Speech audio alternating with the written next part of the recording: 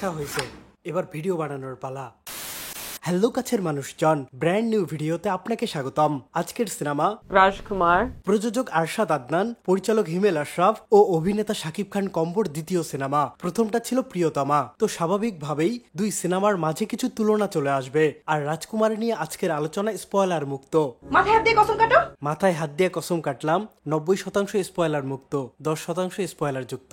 খাইছে আমারে। চিন্তার কারণ নেই, যখন স্পয়লার আসবে তখন আমার বুয়া চিল্লান দিবে। এখন ঠিক আছে? হ্যাঁ ভাই ঠিক আছে। তো আজকের ভিডিওতে রাজকুমারের পুরো জার্নিতে নজর দিব। আজেইরা ইন্ট্রো গল্প বাদ দিয়ে ভিডিও শুরু করা যাক।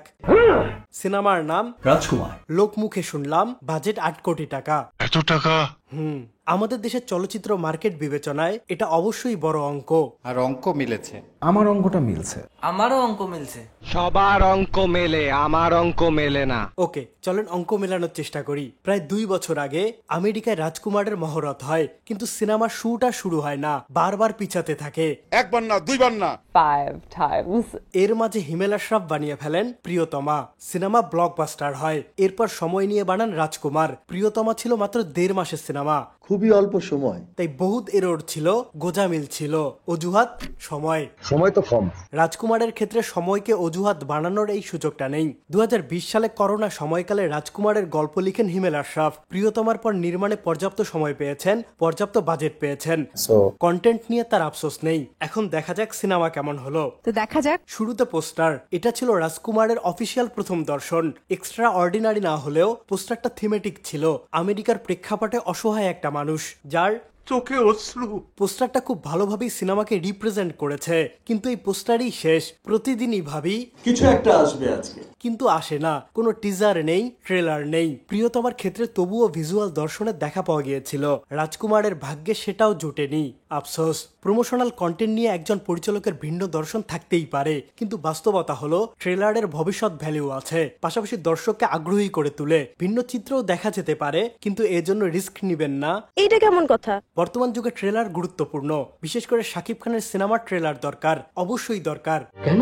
ব্যাখ্যা করছি। ধরেন এগুলো শাকিব খানের ডাই হার্ট ফ্যান। আপনি এদের পোস্টার না দেন, টিজার না দেন, ট্রেলার না দেন, এরপরেও এরা শাকিব খানের সিনেমা দেখতে যাবে। কিন্তু এরাই কি একমাত্র টার্গেট অডিয়েন্স? না। বাকি যে আমজনতা আছে যারা শাকিব খানের ফ্যান না, তাদের আগ্রহী করার জিনিস কি? এমনিতেই ঈদে 11টা সিনেমা মুক্তি পেয়েছে, সেখানে দর্শকদের আগ্রহী করতে সবচেয়ে বড় অস্ত্র হতো ট্রেলার। শাকিব খান সেই অস্ত্র ছাড়াই ময়দানে নেমেছেন। কারণটা কি? সমালোচনা হবে এই ভয়ে ট্রেলারই দেয়া হয়নি। বিষয়টা হতাশার, কিন্তু এর চেয়ে বড় হতাশার কি জানেন?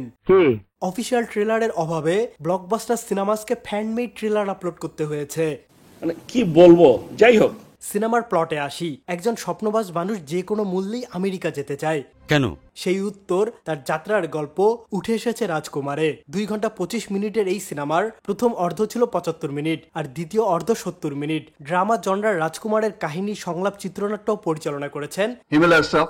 সিনেমার স্ক্রিন প্লে ছিল বেশ ভালো, দারুণ এঙ্গেজিং। বিশেষ করে প্রথম হাফ। দ্রুতই নায়কের গোল সেট করা হয়, আমেরিকা।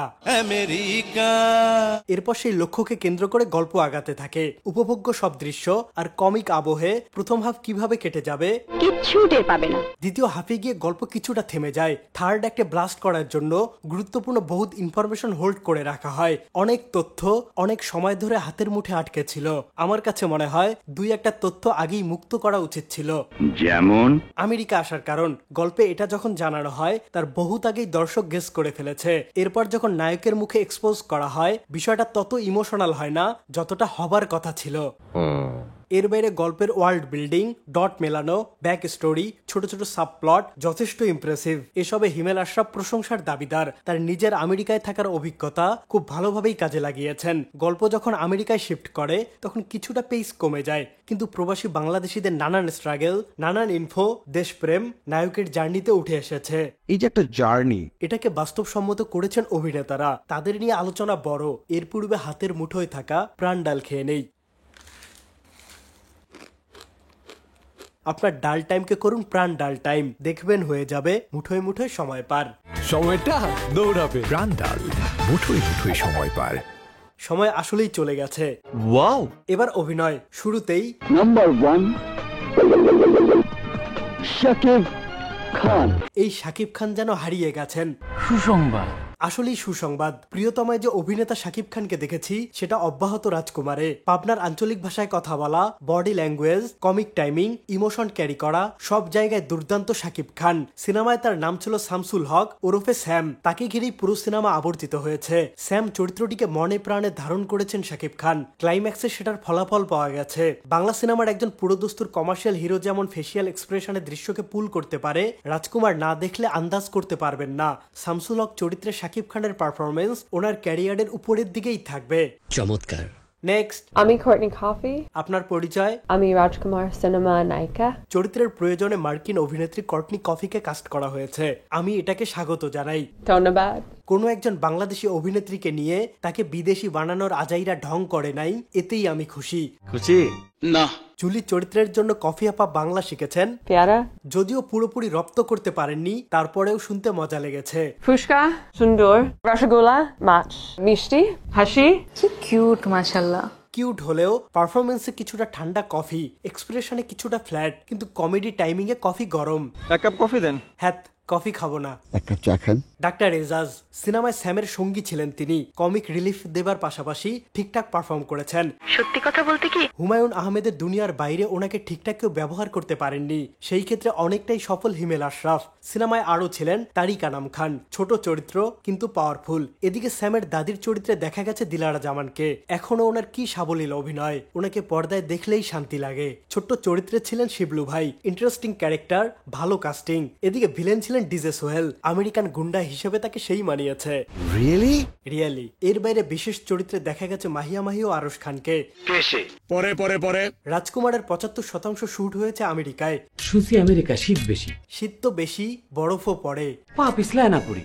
এই বৈরী কন্ডিশনে হয়েছে বড় চ্যাপ্টার, পাশাপাশি আরেকটা চ্যাপ্টার হয়েছে পাবনায়। কি দৃষ্টিনন্দন সব লোকেশন, আর সেগুলো দারুণভাবে ফ্রেমবন্দি করেছেন রাজিবুল ইসলাম। বড় বড় ফ্রেমে বড় আয়োজন, সিনেমার উচ্চতাকে উপরে নিয়ে গেছে। রাজকুমারের এডিটিং প্রিয়তমার থেকে ফার বেটার। চোখে লাগার মতো অনেক ভিজিবল কাট ছিল। অন্যদিকে সিনেমার দৈর্ঘ্য একটু কমানো যেত।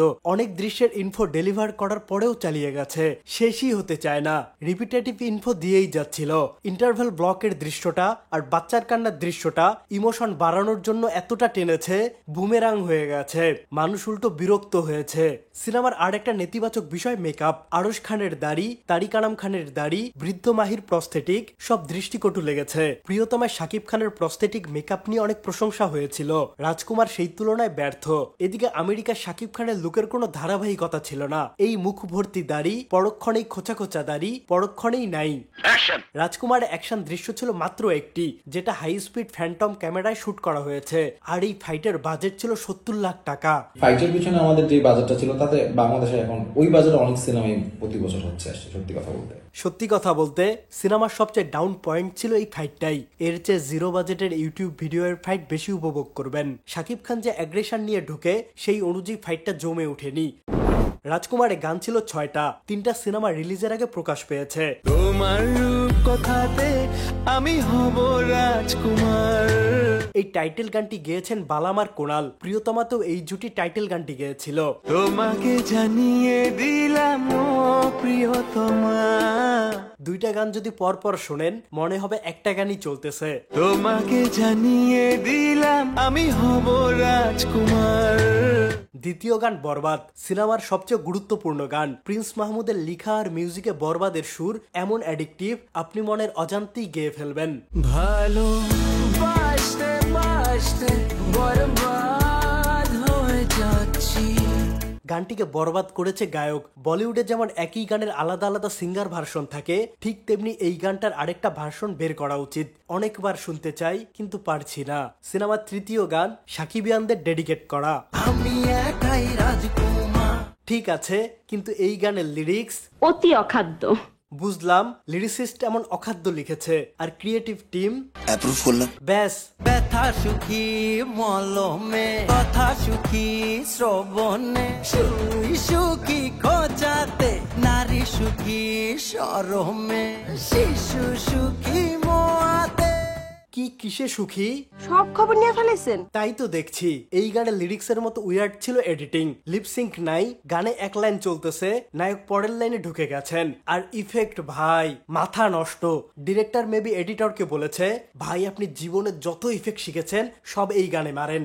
তারপর অ্যাপ্রুভ করলাম। সিনেমায় মা শিরোনামের একটা গান ছিল, প্রিন্স মাহমুদের অনবদ্য সৃষ্টি, অর্থবহ লিরিক্স, আবেগ ঢালা সুর আর ঈশ্বর খ্যাত রিয়াদের কণ্ঠ, এক কথায় দারুণ।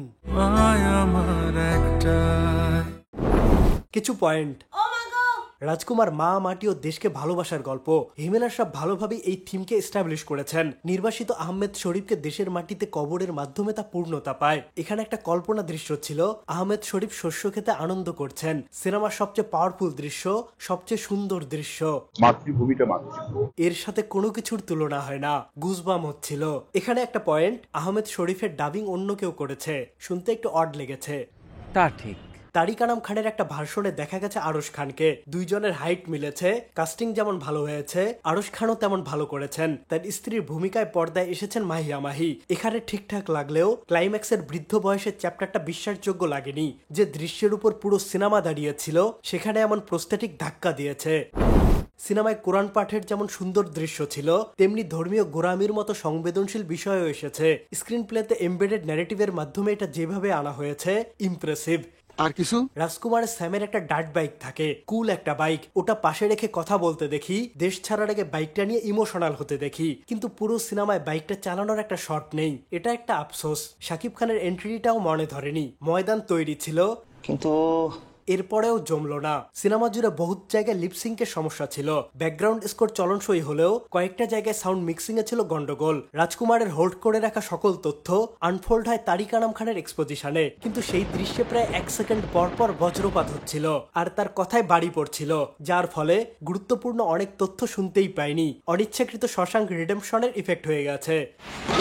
রাজকুমারের পরিচালক রাজকুমার হিরানির ভক্ত। ডাইজেটিক সাউন্ড ব্যবহারে হিরানির 3 ইডিয়টস থেকে একটা উদাহরণ টানি। মোনার ডেলিভারি সিনে পিয়া মোনাকে কাভার করতে বলে, র্যাঞ্চো এদিক সেদিক দেখে একটা পর্দা টান মারে। এখানে সাউন্ডটা শোনেন, দুইটা ডাইজেটিক সাউন্ড মার্জ হয়েছে, পর্দার সাউন্ড প্লাস বজ্রপাত। এই শোন, বৃষ্টি আসছে। শেষ করতে হবে। ওকে ওকে। এবার ক্লাইম্যাক্স।